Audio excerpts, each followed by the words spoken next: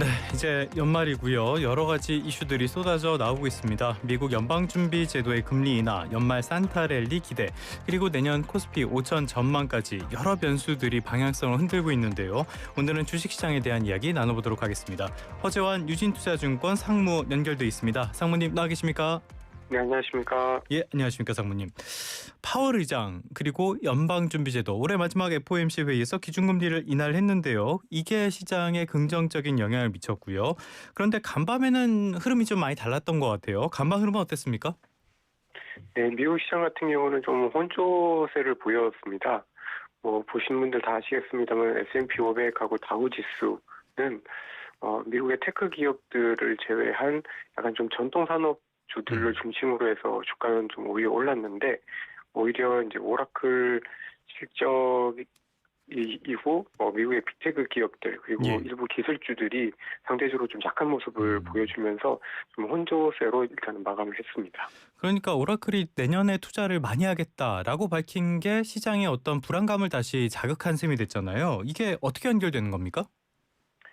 예, 아무래도 이제 딱 지난번 실적 발표 때랑은 좀 양상이 좀 많이 바뀐 것 같습니다. 그동안에는 투자를 많이 한다고 하면 데이터 센터를 많이 짓는다고 하면은 주가가 막 오르고 그랬죠. 또 관련 네. 업체들이 같이 동반 상승을 하면서 약간 환호를 했었는데요. 이번에 오라클 실적에서 나온 것들 중에 조금 애매했던 거는 그 현금 보유량이 되게 많이 줄었습니다. 한 130억 달러 가까이가 줄었는데, 예.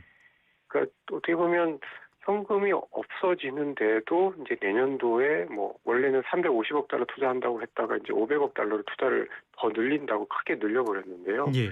이 500억 달러라는 이 투자 계획이 올해 그 오라클 매출의 한 80% 이상입니다.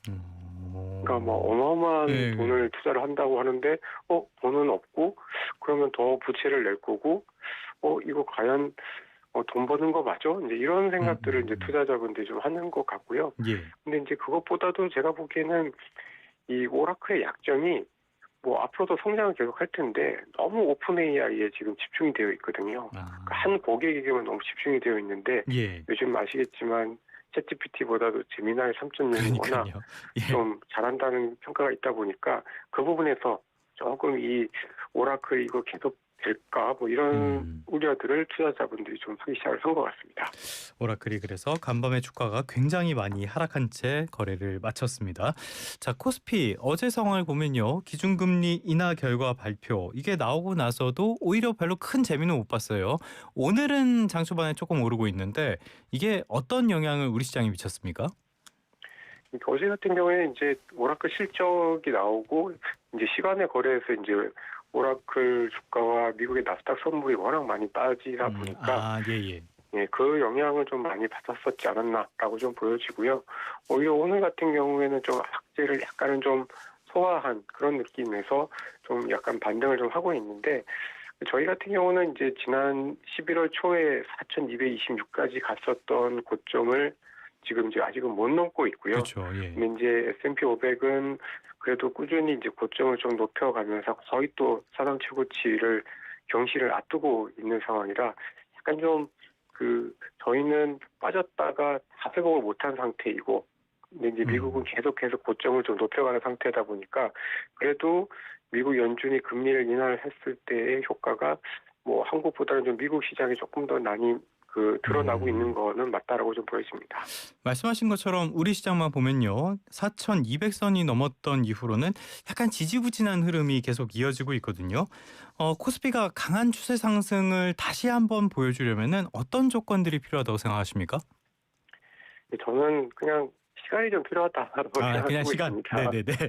왜냐하면 올해 코스피가 한 70% 올랐잖아요. 맞아요. 예. 그러니까 이게 올해 한 해 70% 올랐는데 여기서 연말까지 더 또 급등하기를 바라는 거는 저는 약간 좀 오바이지 않나라는 생각이 좀 들고요. 예. 오히려 S&P 500은 올해 연초 이후에 16% 정도 올랐거든요. 그러니까 이제 저희랑은 좀 뭐랄까요, 주가 상승에 있어서의 어떤 눈높이가 좀 다르다고 좀 보여져서 저희는 사실 올해 보여줄 거는 좀 꽤 많이 보여줬다. 그래서 이제는 가더라도 좀 천천히 갈 거고, 아마 이제 내년 1월이 되면은 이제 4분기 실적이 나올 텐데, 또 실적이 나오면은 좀 더 투자자분들이 또 좀 안심을 하면서 또 좀 적극적으로 투자를 할 수 있지 않나. 예. 지금은 좀 시간이 필요하다. 그리고 1분기 실적 발표를 좀 보자. 이렇게 좀 말씀드릴 수 있을 것 같습니다. 뭐 기분상으로는 한 700% 정도는 올랐으면 좋겠지만 과속을 하면 사고가 나니까 좀 쉬어갈 땐 쉬어가야겠죠. 그러면 이제 연말 이쯤 되면 항상 생각하는 게 산타랠리 이런 것들 생각 많이 하게 되잖아요. 그렇다면 우리 시장에서는 산타랠리 기대하기는 조금 어렵다 이렇게 봐야 되는 겁니까? 저는 뭐 산타랠리가 없다라기보다는 네. 저희가 이제 올해 많이 오른 것도 있고 또 10월 달에 뭐 저희가 코스피가 뭐 한 달에 뭐 20% 가까이 주가가 네. 한번 올랐기 때문에 거기에 따른 뭐 숨고르기를 한 2달 정도는 하고 있는 거다라고 생각을 하고 있습니다. 그래서 뭐 올라가더라도 좀 천천히 올라갈 가능성이 좀 크다라고 생각을 좀 하고 있고요. 예. 그리고 산타랠리도 있지만 또 이 주식시장에는 이 1월 효과라는 말이 있습니다. 네네네. 네, 그래서 뭐 산타랠리가 뭐 이렇게 저희가 랠리라고 할 만큼 좀 시원찮았다면 그 다음에는 또 1월 효과라는 것들이 또 분명히 있고 특히 올해하고 내년 가는 이 길목에서는 내년에 대한 기대감들이 분명히 좀 있기 때문에 예. 뭐 충분히 주식시장이 좀 잘 버티고 또 1월 내년을 향한 기대감들을 좀 가져갈 수 있다 이렇게 좀 예상을 하고 있습니다. 알겠습니다. 우리 시장은 산타랠리를 막 적극적으로 기대하기는 어려울 것 같은데 미국은 어떨 것 같으세요? 미국은 이미 산타랠리가 저는 시작한 것 같습니다. 예. 계속 고점들이 높아지고 있는데 근데 이제 좀 차이점은 M7 주가가 조금 너무 빅테크 기업들 간의 어떤 치열한 경쟁 때문에 뭐 엔비디아는 조금 별로고 뭐 구글, 알파벳, 그다음에 이제 브로드컴 뭐 이런 쪽의 주가는 좋은 이런 차별화 양상이 너무 많이 나타나다 보니까 예. 오히려 그 외에 다른 산업들, 넌테크 기업들의 주가는 또 상대적으로 좀 좋은 것 같습니다. 그래서 산타랠리는 있다. 근데 이게 그동안 좋았던 빅테크가 아닌 다른 쪽에 지금 쪽에서 그런 산타랠리가 나타나고 있다. 이렇게 좀 보고 있습니다. M7 확실히 요즘은 M7이라는 말이 속 들어간 것 같은데 그 다른 쪽이라는 게 어떤 쪽입니까? 주로 이제 금융하고 산업재 이런 쪽들인데요. 예. 이게 그 미국에서 이제 금리를 내렸는데 이게 최근에 이제 미국에서 그 금리가 3번 내렸잖아요. 그렇죠. 근데 지난 9월 18일 날부터 해서 3번 내리는 동안에 미국의 장기 금리는 거의 안 내려왔습니다. 그러니까 어떻게 보면 단기 금리는 내려갔지만 장기 금리는 잘 안 떨어지다 보니까 이게 장단기 금리 차가 좀 확대가 되고 있는데 보통 이렇게 장단기 금리 차가 확대될 때는 뭐 미국의 금융기관들이 은행에 예금을 그 은행 예금에다가 이제 그 예금 이자를 주는 것보다는 대출을 많이 해주는 게 훨씬 더 이익을 내는데 좋기 때문에 대출이 좀 많이 늘어날 것 같고요. 그 얘기는 결국은 전통적인 산업들, 그러니까 부채를 늘려서 투자도 하고 하는 이런 전통적인 산업들이 상대적으로 좋을 거다. 그리고 이제 금융주들이 상대적으로 좀 수혜를 받을 거다. 이렇게 좀 보여집니다. 알겠습니다. 미국 시장까지 봤는데요. 다시 우리 시장으로 돌아왔어요. 지금 여러 증권사들이 아직도 코스피 5천에 대한 전망을 계속 내놓고 있어요. 자, 코스피 5천. 조금 전에 우리 시장에는 지금 시간이 필요하다라고 말씀을 해주셨는데 어떤 다른 조건들 없이도 기다리면은 5천 갈 수 있을까요? 사실 5천이라고 해봐야 지금 저희 코스피가 4,100이니까요. 그렇죠. 한 연간으로 한 15%만 올라도 충분히 가능한 레벨이라 아주 뭐 불가능하다, 뭐 안 된다 이렇게 볼 거는 아닌 것 같습니다. 그러니까 물론 뭐 올해처럼 70%씩 이렇게 오르면 좋긴 하겠지만 뭐 15%, 뭐 20%만 올라도 코스피는 뭐 5천, 뭐 5,300 이렇게 갈 수가 있으니까 충분히 기대감은 갖고 봐야 될 것 같고요. 근데 이제 감을 드리기 위해서 좀 말씀드리면은 내년도에 저희 한국 기업들의 그 영업이익이 한 50% 정도 늘어나면은 충분히 5천 포인트가 가능은 합니다. 근데 이제 50% 기업 이익이 늘 거냐, 이게 좀 관건일 텐데요. 근데 이제 과거에 저희 한국의 반도체 사이클이 되게 좋을 때, 그리고 경기가 좀 나빴다가 좋아질 때 기업의 이익이 늘 때는 뭐 60%씩도 나고 70%씩도 나기도 했었습니다. 그래서 내년도 기업이익이 뭐 지금 현재 컨센서스는 한 40% 정도인데요. 뭐 한 40~50% 정도 늘어난다는 기대가 너무 과도하다, 너무 욕심이다 이렇게 볼 건 아니고 가능은 하다. 라고 좀 보여지는데 이게 이제 연간에 이제 기업 이익이 50%니까 사실은 이익이 늘 때마다 한 번씩 또 테스트하고 정말 그럴까 하는 그런 어떤 시험대들이 또 좀 계속해서 좀 나올 것 같습니다. 알겠습니다. 시험대들은 뭐 언제나 있는 거니까요. 잘 극복할 수 있는지 계속 지켜봐야 될 것 같은데, 자, 한 증권사에서 내년에 한국 증시 키워드로 HORSE, HORSE 이걸 제시를 했거든요. 이게 무슨 말인지 잘 모르겠는데 무슨 뜻입니까? 네, 뭐 사실은 이제 제가 만든 게 말이 아니고 다른 증권사에서 쓴 거기 때문에 다른 저자의 말씀을 듣는 게 좀 더 좋을 것 같긴 한데요. 예. 근데 어쨌든 간략하게만 설명드리면 H는 이제 하이퍼스케일이니까 이제 미국의 빅테크 기업들이 하는 그 대규모 데이터 센터 이제 AI 네. 부문 지속이 된다 이런 의미인 것 같고요. O 같은 경우에는 이제 오버플로우, 그러니까 이제 유동성 인 것 같습니다. 그 다음에 예. R은 이제 리레이팅, 한국의 기업들의 어떤 이익이나 주식시장의 한 단계 레벨업 되는 이제 리레이팅 이런 것들을 말하는 것 같고요. 그다음에 이제 마지막으로 이제 E는 이제 엑시트인데 이거는 뭐 정확하게 어떤 의미인지는 네네. 이제 어떤 저희가 예상했던 대로 되지 않았을 때는 출구 전략도 좀 생각을 해봐야 된다 이런 의미인 것 같습니다. 알겠습니다. 뭐 어떻게 보면은 좋은 말씀, 뭐 당연한 말씀 같기도 하고, 예, 준비는 항상 해야 되니까요. 잘 상황을 보면서 대응을 해 나가는 게 좋겠습니다. 자, 여기서 하나 더 변수로 작용할 수 있는 게 지금 여당에서 자사주 소각 의무화 이거를 계속 밀어붙이겠다, 재계에서는 우려를 하고 있고요. 이 상황도 있는데 이게 정말 통과가 됐을 때 주식시장에 단기적으로는 좋을 것 같은데 중장기적으로는 어떨까요? 자사주 소각을 하게 되면 아무래도 이제 주식 수가 줄게 되니까 예.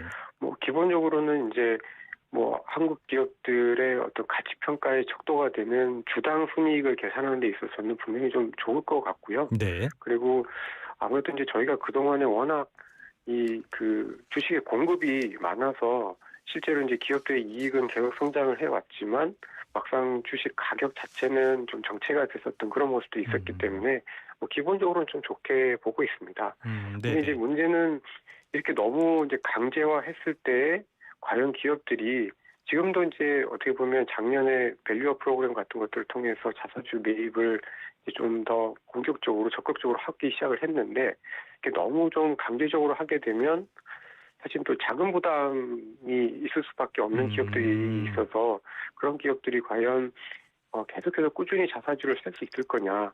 물론 당연히 은행이나 뭐 지주사처럼 현금 보유량이 있는 기업들 같은 경우에는 뭐 꾸준히 자사주를 사서 또 소각을 하는 그런 현상들이 나오면서 주가는 레벨업 될 걸로 좀 보여지지만 예. 제조업 같은 경우에는 계속 투자를 해야 되는데 또 자사주를 너무 뭐 6개월이든 1년 기간 내에 그쵸. 강제로 네네네. 소각을 하게 되면은 자금 조달에 대한 부담이 있어서 오히려 이 캐펙스를 많이 해야 되는 제조업 입장에서는 약간 부담이 생길 수도 있어서 사실은 그런 부분에 있어서 약간 균형이 좀 필요할 것 같습니다.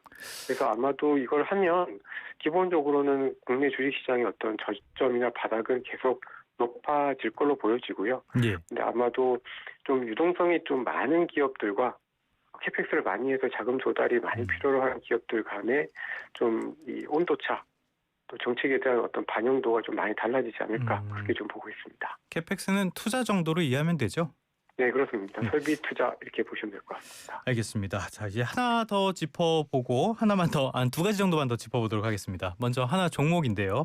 SK하이닉스, 여기가 투자 경고 종목으로 지정이 됐어요. 이거는 어떤 의미를 갖는 겁니까? 저는 좋게 봅니다. 네네네. 그러니까 이제 이게 투자 경고가 됐다라는 거는 단기간에 주가가 급등을 그쵸. 했고 그래서 이제 거래소에서 이런 종목들은 좀 조심합시다라는 건데 사실 이제 그만큼 하이닉스 주가가 많이 올랐다라는 거잖아요.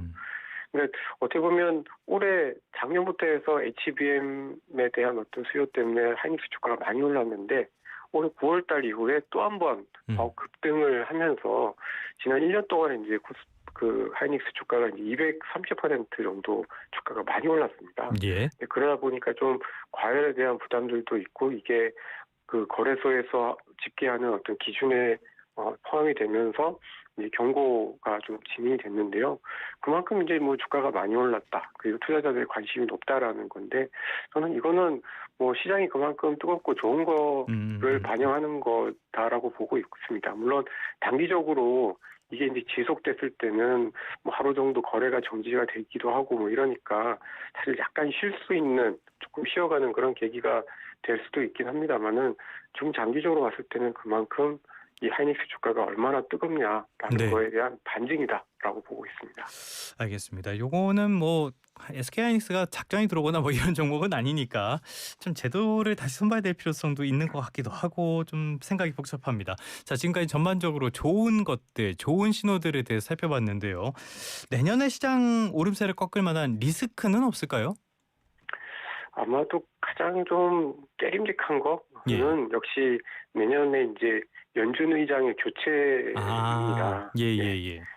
그 이제 케빈 헤셋이라는 지금 백악관 자문위원회 위원장이 굉장히 유력하고 뭐 그분이 되면 뭐 금리 내린다 뭐 이런 얘기를 하니까 뭐 주가 입장에서 봤을 때는 나쁘지 않을 수도 있다라고들도 보고 계시지만 금리를 너무 많이 내리는 것도 사실은 오히려 이제 주식시장의 어떤 과열이나 인플레를 자극을 할 수가 있기 때문에 그 부분에서 좀 리스크가 좀 있는데 이게 이제 5월 달이잖아요. 예. 근데 저희가 또 한국의 그 지방선거가 또 6월인데 이게 이제 지방선거를 앞두고 뭐 여러 가지 재정 정책들이 상반기에 좀 집중이 됐다가 막상 하반기에는 또 재정 지출이 좀 둔화가 되는데 미국에서 금리 정책과 관련된 여러 가지 자본들이나 불확실성이 좀 커지게 되면은 아무래도 상반기가 조금 더 편안하고 하반기로 갈수록 좀 불편해지지 않겠는가라는 우려들 감이 좀 커질 수 있을 것 같아서 뭐 저는 기본적으로 5월달, 6월달 저희 이런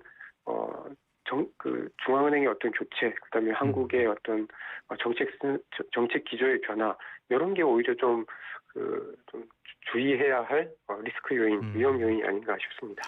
알겠습니다. 오늘 말씀 여기까지 듣도록 하겠습니다. 지금까지 허재환 유진투자증권 상무와 함께했습니다. 오늘 말씀 고맙습니다. 감사합니다. 온도와 습도를 항상 일정하게 유지시켜주는 항온항습